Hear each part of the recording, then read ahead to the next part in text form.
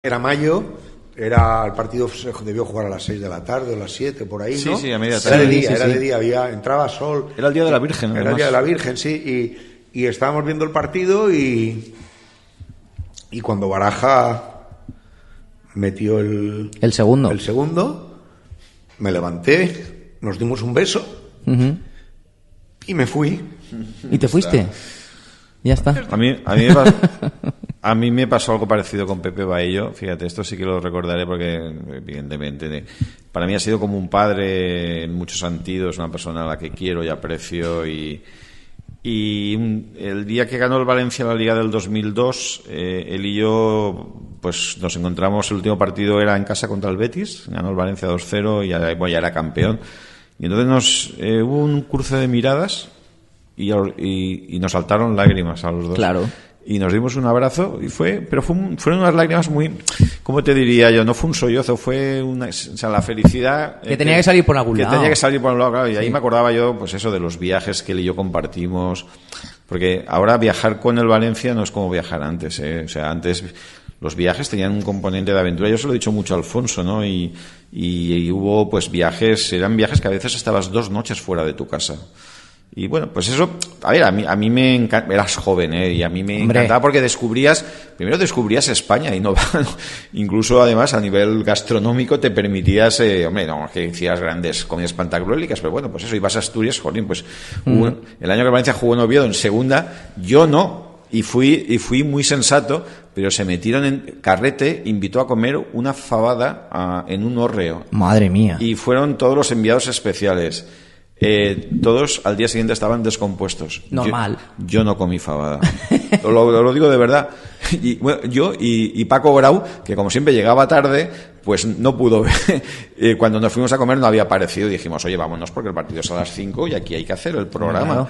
Y me acuerdo de eso. Entonces, tenía un componente, pues, a veces muy divertido. Aventurero. Eran muchos kilómetros, muchos trenes. A mí el mundo del ferrocarril me gusta, pero bueno, no dejo de reconocer que por la noche el coche cama, aunque tenías tu camarote y tal y que cual, pero te levantabas al día siguiente, pues, el equipo viajaba ahí. Yo viajaba con el equipo en el vagón de al lado. Entonces, bueno, tenía eso, sí. Mira, yo la última vez que usé un coche cama fue estamos a 2019, 5 años, 5 años o 3 años. En la Eurocopa esta de Polonia. Sí.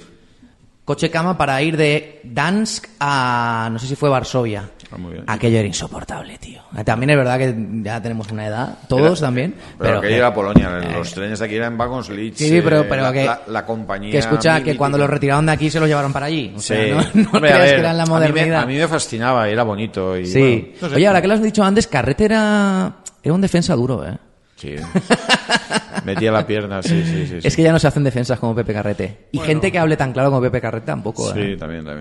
Bueno, os quiero preguntar un par de cosas antes de cerrar. Obviamente la literatura tiene que salir y esa me la guardo para enseguida, pero el otro día Santi Fernández hizo una muy buena distinción entre lo que es un ídolo y lo que es un mito. Yo quiero preguntaros a los dos cuál ha sido vuestro ídolo futbolístico. Porque aquí en Valencia, en función de la generación, va cambiando un poco. Los más jóvenes acuerdan de, obviamente, pues David Villa. Los un poquito más anteriores sale de todo por allí. Fernandistas, millatoviquistas, que sigue siendo para mí la gran patata caliente que tenemos aquí. ¿En qué momento terminará el tema con Mijatovic? Veremos si termina alguna vez. Gente muy de Pénez. Y anteriormente, pues otros, etcétera, etcétera. ¿Cuál es vuestro ídolo? ¿O cuál ha sido vuestro ídolo? A ver, yo es que tengo 3 etapas. De infancia, yo era muy de Waldo, porque yo de niño, verlo, era el único jugador negro además con una potencia física, me fascinaba. Luego bebía los vientos por Valdez, aunque digamos el mejor era Claramunt. O sea, que creo que Claramunt es un jugador que está por encima de... Pero una cosa tan exagerada. Yo de Claramunt he visto vídeos solo. Claramunt era un jugador portentoso, extraordinario. No hay... ¿Pero por qué? ¿Qué hacía? O sea, intentad dar una pincelada. Pues jugaba otro fútbol que no se jugaba entonces. Era un jugador con un dinamismo y una capacidad de ejecución que en aquel momento no tenía nadie. Es decir, era un jugador imprescindible en el Valencia y en la selección española. Y me dicen que jugaba de todo. Era un todo, donde lo pusiera. Todocampista. Había juego de extremo también. Sí, no. Tenía unos conceptos, yo creo que muchas veces él iba por delante del resto de los compañeros. Pero yo, por ejemplo, recuerdo haber hablado con Luis Aragonés y él me lo decía, no, Claramunt era yo siempre digo la misma frase, un jugador que nació por delante del tiempo. O sea, un jugador fantástico. Luego tuvo mala suerte con una lesión de tobillo, eso, sí. En aquella época las rehabilitaciones no eran como ahora, digamos, las técnicas no eran como las de ahora, y luego los jugadores pues estaban obligados a jugar siempre y eso producía pues un desgaste que acababa con ellos de mala manera. Pero bueno, Claramunt me parecía. Pero bueno, mi ídolo era Valdez. ¿Por qué? Pues porque tenía poesía. Hombre. Valdez tenía poesía. Y luego, evidentemente, el gran ídolo es Mario Alberto Kempes. Alfonso, tú tienes... Pues coincidimos en parte, en casi todo. Yo lo de Valdez lo recuerdo. El primer día que lo vi jugar en Mestalla, en la temporada 70-71, que ya llevaría por lo menos 6 o 7 jornadas de liga, ¿no? No sé si fue el debutó aquí o debutó fuera, en Gijón, no me acuerdo. En Gijón debutó. Ganó el Valencia 0-1. Con el gol de Aníbal, sí. Pues cuando lo vi, me pareció un jugador diferente. Era un jugador hábil, un jugador también muy dinámico, muy activo, ¿no? Muy eléctrico. Saltaba muy bien de cabeza para lo alto que era, porque era un jugador bajito. Pero insisto, si tuvieras que decir quién era el jugador clave, obviamente Claramunt. Y por hablar un poco de etapas, ¿no? Ya luego en la etapa un poco más madura, pues obviamente también Mario Kempes, aunque a mí había un jugador que me gustaba mucho, que era Daniel Solsona. Solsona, que no es tan mainstream y sin embargo estamos teniendo recuperación de Solsona últimamente también. A mí me gustaba mucho Solsona. Y era un jugador muy habilidoso. El 7, ¿no? Sí, el 8. Jugaba el 8. Jugaba 7 Saura, 8 Solsona. Y luego con Diarte. 9 Diarte, 10 Kempes. 11 Feldman. Sí. Y luego, para mí, de la etapa profesional mía, hay un jugador que me parece fundamental, que es Rubén Baraja. El Pipo. Muchas veces la figura de ese jugador, yo creo, trasciende, hablo del Pipo en tu caso, como has dicho antes, Kempes también, que son personajes cuasi literarios. En el caso de la vida de Kempes dan para mucha literatura. A mí, la vida del Pipo, creo que hay un gran libro ahí por escribir. Fíjate, pero ¿sabes por qué? Porque un tipo que es de Valladolid, una ciudad, para mí, muy fría, por todo lo que tiene, pero que no tiene nada de ese calor mediterráneo, que no tiene nada de esa forma de ser. El que conoce al Pipo también sabe que hay días que no es precisamente la alegría de la huerta tampoco, pero esa nobleza, esos valores, esa entereza, esa capacidad de arrastrar a los demás que tuvo también, yo creo que esos jugadores sí que entrarían dentro de la parte más literaria del club, en la que vamos a entrar ya, en la que vosotros habéis formado parte también desde hace muchísimos años y que creo que le sigue faltando o nos siguen faltando más. Sigo pensando que sois pocos. Yo también quiero hablar de otro jugador que es, no niego que es amigo personal. Pues dilo, no pasa nada. No, tampoco estoy descubriendo América, que creo que Fernando me parece un futbolista que tuvo momentos, o sea, de brillantez absoluta. Un jugador sublime, o sea, un jugador con una inteligencia superior al resto, la verdad. Creo que eso. Y por lo que decías, yo antes lo comentaba Alfonso, nosotros hemos escrito y hemos sido probablemente hasta pioneros en una época, pero lo más importante, de verdad, es que se haya creado, porque si tú escribes y nadie te hace caso, pues eso. Pero lo más importante es que hay ahora, yo creo que mucha más gente que está escribiendo y además está investigando con mucho tiempo y profundidad, que a veces los que estamos no tenemos por razones de trabajo. Sí. Y eso es muy positivo. Creo que el valencianismo en los últimos tiempos ha recuperado muchas cosas y hay gente, pues no sé, Miquel Nadal, José Ricardo Marc, Josep Bosch y Josep Lizondo y Vicent Chilet, mucha gente. Es decir, si me dejo a alguien, de verdad, perdón. Bueno, a Rafa La Huerta se enfadará si no. Rafa es otra Rafa es otra cosa diferente. Rafa es el verso suelto. El verso suelto, pero siempre acertero. Vosotros estuvisteis en el libro del 75 aniversario. ¿O colaborasteis, no? De alguna forma. No, yo no. Fue Alfonso con Luis. Correcto. 75 aniversario. Estamos ya en el 100. Sí. Esto, aparte de reflexionar tú para ti mismo, que entiendo que lo habrás hecho. Aquel libro fue un poco una necesidad en el momento En aquel momento, para mí, el libro, en primer momento, era una necesidad de ordenar datos. De datos, claro. Porque había una época en que estaba todo muy disperso. Yo recuerdo que a veces hablaba con Paco por teléfono, oye, este dato, ¿dónde lo has mirado? ¿Dónde lo has buscado? Tal, ahí había un poco una necesidad de... Sí. Ahora todo... No porque esté Internet, ahora todo está ya más recopilado y tal. Se han corregido muchas cosas. Se han corregido muchos errores y a partir de ahí se hicieron. Pero luego, al margen de esos libros cronológicos, ya se empezaron a hacer libros más temáticos.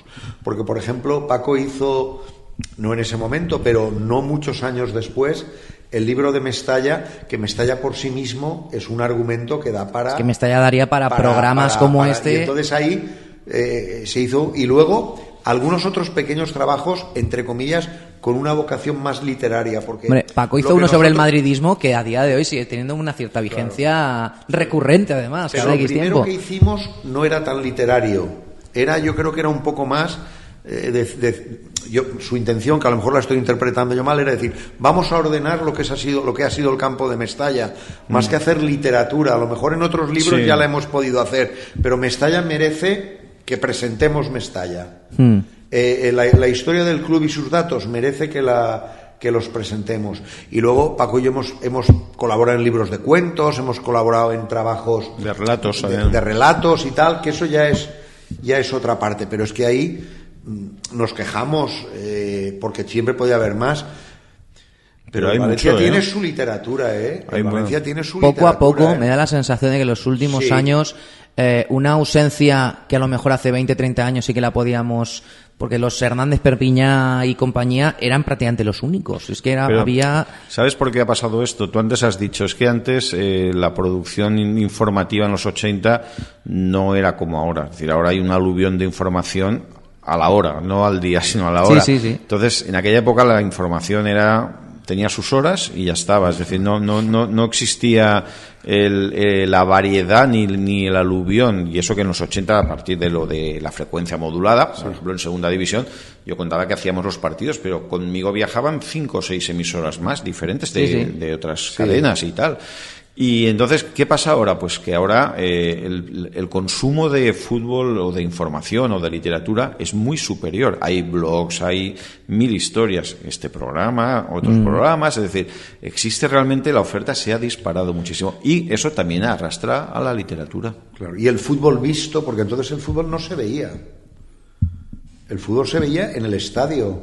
Sí. Es que ahora se ve el fútbol total, se ve todo. Es imposible, yo no puedo seguir el ritmo del fútbol. No puedes seguir la competición. Demasiados partidos. Claro, en el año 72, como un domingo a las 8 dieran por televisión española el partido del Valencia en Granada o en Córdoba o en Madrid, claro, es que era el espectáculo del mes. Era el acontecimiento. Sí. Se paralizaba la ciudad, Sí, porque es lo que dice él. Yo recuerdo que en torno a esas transmisiones en mi familia se organizaban pues cenas y meriendas y tal, claro. Porque solo se televisaba un partido. Por lo que se hace en las finales de la Champions ahora o en las Super Bowl famosas, pues en un partido normal de liga. Claro, pero era una liga mucho más pautada. Acababa la liga, empezaba la copa, o sea, todo era una vida diferente. Los horarios. Quiero que me contéis vuestro proceso al escribir. Por ejemplo, al haber colaborado en los capítulos que habéis hecho cada uno para el libro del centenario. Porque a mí siempre me ha fascinado, yo no soy escritor obviamente, si alguna vez escribo algo será como un humilde aprendiz. O sea, no he escrito nunca en mi vida, más allá de los artículos diarios de información, pero escribir un libro, un episodio, un capítulo, ese proceso de recopilar datos, buscar un ángulo, un enfoque, una historia, un hilo, porque vosotros ya sois expertos en el tema. Bueno, primero lo que haces es tener una visión global de la obra. Es decir, yo creo que lo que haces es primero decir, el libro del centenario, además el que lo ha dirigido y muy bien, por cierto, y no es porque esté aquí, porque lo he dicho varias veces y lo ha coordinado, es Alfonso. Yo elegí 2 capítulos. Uno era el de Mestalla, porque entendía que era la persona adecuada por haber hecho ese libro anteriormente. Y luego los años 60, porque a mí es un periodo que me encanta y que creo que además... Sí, pero ahí hay trampa, hay otro por venir también. Hay otro por venir, sí, hay otro pero por venir. Paso a paso. Pasito a pasito. Pasito a pasito. Entonces, es eso. Yo, por ejemplo, el libro de Mestalla, que fue el primero que hice en el año 98, era porque Mestalla cumplía 75 años. Y yo creo que todos, en el fondo, también, o al menos yo, luchamos contra la desmemoria de esta sociedad. Es decir, precisamente al valencianismo de vez en cuando hay que recordarle las cosas, hay que decirle que quién es, qué ha pasado. Por ejemplo, yo siempre cuento una anécdota, no es una anécdota, es una cosa, un hecho, una efeméride. El Valencia participó en la inauguración del Estadio Azteca de México. El Valencia fue a México en los años 60 cuando España no tenía relaciones con aquel país,